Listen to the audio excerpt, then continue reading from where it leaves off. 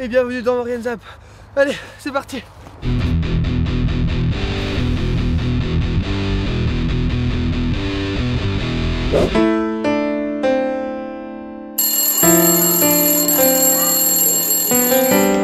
Vendredi 10 février, Francesco Gallo, plus connu sous le nom d'Inis, artiste peintre mauriennais, a rendu visite aux élèves de l'école primaire d'Aristide Briand de Saint-Jean-de-Maurienne pour un cours sur les natures mortes. Alors cette action dans la Nice, quel but elle a? Le but de cette action, c'est très motivant, comment dire, de faire découvrir à travers un artiste et des élèves, je dirais, de l'école, où ils ignorent, je dirais, d'une certaine manière, comment on crée une œuvre. Et là, ils vont vraiment dans la technique, comment dire, plus sérieuse, plus vraie que le dessin d'habitude qu'ils font à l'école. Alors déjà, je découvre qu'ils ne sont pas encore dans les proportions, parce qu'à son âge, ils ne voient pas trop les proportions, mais ils ont la volonté. Alors la volonté, ils les apporte justement à créer des choses que même moi, je n'arriverai pas à créer à travers... voilà, ces deux techniques qui se mélangent, mais deux techniques qui vont vers quelque chose de concret, c'est-à-dire rejoindre, comment dire, le trait de l'enfant et le trait de l'adulte. Ça, c'est très stimulant, très expressif et puis même, je dirais, c'est émouvant. C'est très bien. C'est la première fois que tu fais de la peinture? Non. Deuxième fois? T'aimes bien faire la peinture avec Inis? Oui. Pourquoi? Tu finis le blanc parce que il finit mon blanc, que c'est joli. Nice, il finit mon blanc. Et tu vois, déjà regarde, c'est ça que j'adore dans son travail de petit. Tu vois, il y a la différence entre moi et eux, c'est que là, il y a une naïveté qui est très très très bonne, et puis là, bon, on est plus mûr.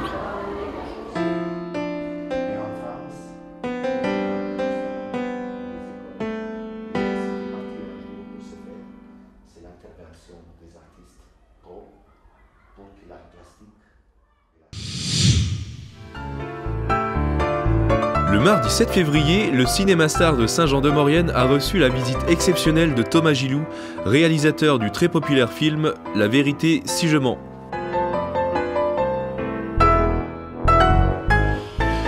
Thomas Gilou, bonsoir. Alors, le troisième volet de la saga sort enfin.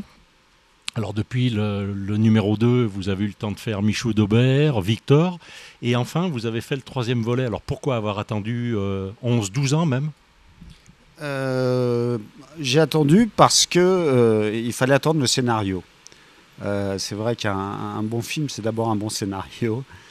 Et il y a eu beaucoup de travail sur différentes étapes du scénario qui ne collaient pas. Et donc, il a fallu attendre que Munz et Bitton, donc les scénaristes du 1 et du 2, écrivent à leur tour un scénario, que ce scénario soit bon. Et donc, qu'on se décide à faire le film avec les producteurs et puis avec les acteurs, parce qu'il y a aussi un planning très chargé sur les acteurs, maintenant qui tournent beaucoup. Il fallait trouver le moment pour faire tout ça. Champion du monde! Ah, la vérité, la vérité. Ah, la vérité. La vérité, à quoi ça sert que je paye un comptable si c'est pour dire la vérité?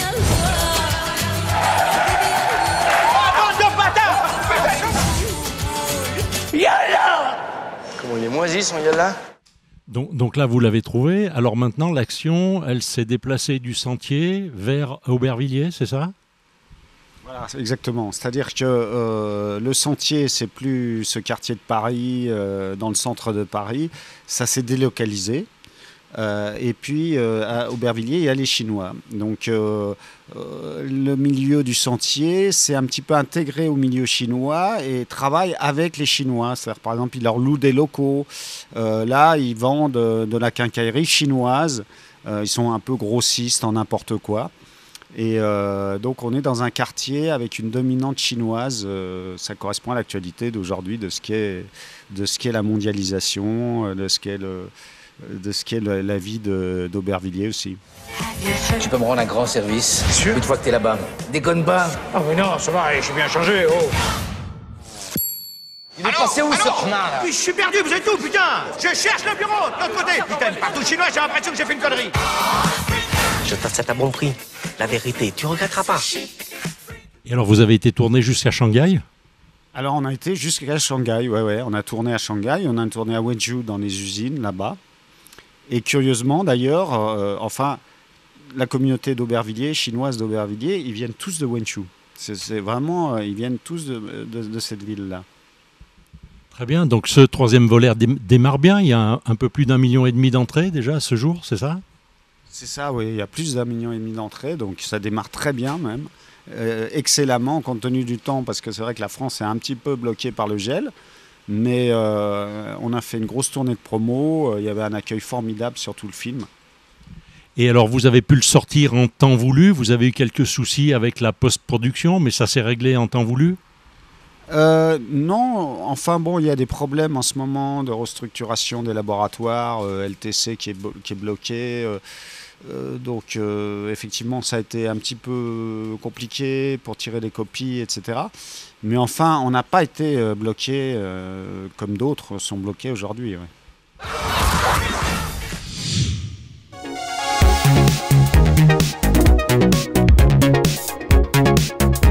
Le vendredi 10 février, l'équipe de Maurienne TV s'est rendue à la Toussuire pour rencontrer Jean-Pierre Vidal et revivre avec lui sa victoire olympique aux Jeux de Salt Lake City il y a tout juste 10 ans. Allez, c'est parti pour un petit retour en arrière. J'étais en très bonne prédisposition, j'avais gagné le slam de Kanchkagora qui est l'un des slams les plus techniques et quelques semaines avant j'avais fait 2e à Schladming sur une piste mythique juste derrière Body Miller à 3 dixièmes. C'est vrai que je savais qu'il allait avoir un gros combat avec Body Miller, il était très en forme durant ses Jeux Olympiques, c'était chez lui à la maison donc forcément on l'attendait et c'est vrai que le jour J, je savais que j'étais capable d'aller chercher une médaille. Par contre pour gagner je savais que Body Miller allait être vraiment difficile à battre. Donc c'est vrai que la première manche, j'avais un très bon dossard, le dossard 3. Donc ça c'était important. Body Miller s'est lancé avant moi avec le dossard 1. Donc lui il avait une piste parfaite. Donc je savais que j'allais très vite fixer sur la qualité de ma performance. Et c'est vrai que quand je me suis élancé et que j'ai fait cette première manche, j'ai réussi tout de suite à rentrer dedans. C'est vrai que sur le haut, sur le plat, je suis à 5 dixièmes de Body Miller, donc en retard. Mais le plat, c'est vrai que c'était pas forcément la portion où j'étais le plus fort. Et c'est vrai qu'après, dans la pente, je reprends tout mon retard. Et c'est vrai que quand je franchis cette première manche, que je vois mon temps, 3 dixièmes d'avance sur Body Miller, tout d'un coup, ce qui est assez rigolo, c'est que je regarde dans l'air d'arrivée et lui me voit et il me regarde et il baisse la tête. Et c'est vrai qu'à ce moment-là, on sent que justement, qu'on a gagné le premier round. Donc entre les deux manches, je suis resté très très calme. Je dirais la chance que j'ai eue, c'est qu'il y avait un écran de télé au départ justement où on se reposait. On était un peu dans quelques fauteuils comme ça. J'ai eu la chance de regarder les premiers concurrents partir. Et c'est vrai que cette deuxième manche, la piste a vraiment marqué. Beaucoup de sorties de piste. Il y avait 2 portes vraiment sur un mouvement de terrain qu'il fallait vraiment maîtriser pour pas sortir. Et c'est vrai que ça m'a permis justement de vraiment intégrer ma course et de savoir les endroits difficiles et les endroits où j'allais pouvoir prendre des risques. Alors après, avant la deuxième manche, je crois que c'est le moment le plus difficile à gérer justement dans ces cas-là parce que Body Miller s'est lancé juste avant moi. Donc je le vois partir forcément à 200% très très vite. Donc je me dis bon bah là il va falloir prendre tous les risques. Et la difficulté c'est à la fois de rester focalisé sur sa course et puis forcément on pense à la médaille d'or, on pense à la médaille, on pense à justement aux millions de personnes qui nous regardent parce que c'est vrai que cette course-là on est devant et puis c'est vrai qu'on est premier à la première manche, tout est possible et forcément on a de grosses attentes et une grosse pression sur soi. Donc ce qui est difficile justement c'est de faire abstraction de cette pression et de vraiment se concentrer sur le geste sportif, sur la manche à accomplir.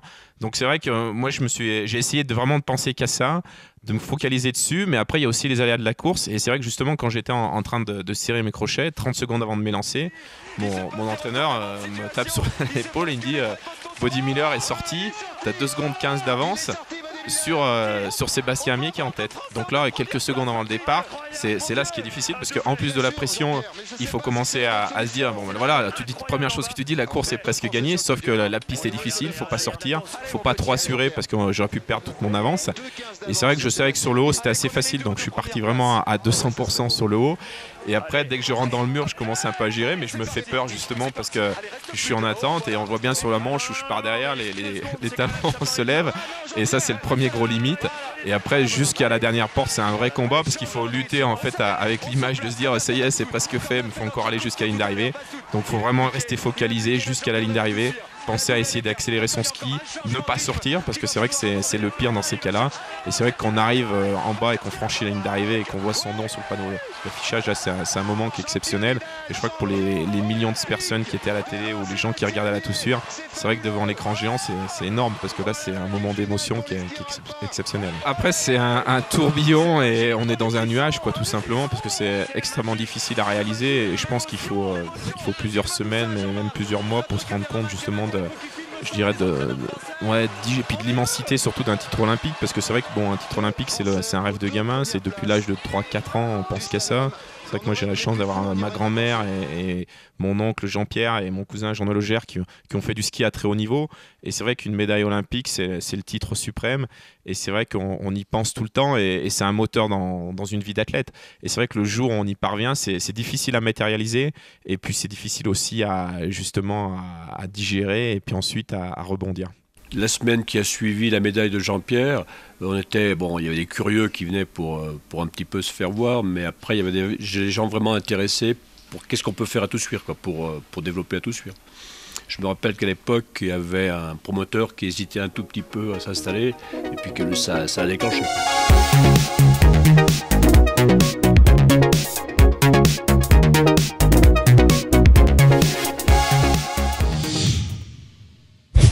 Le vendredi 24 février, venez assister au concert de Grécos et 116 au break de l'espace jeune de Saint-Jean-de-Maurienne, avenue du Mont-Cenis.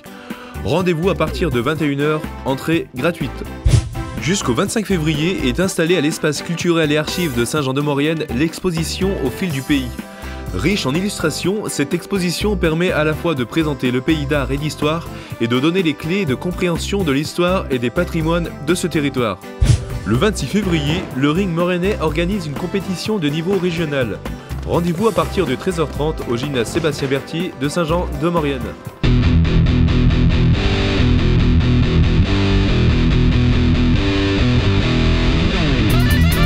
Voilà, Maurienne Zab, c'est terminé. On se retrouve bien sûr la semaine prochaine.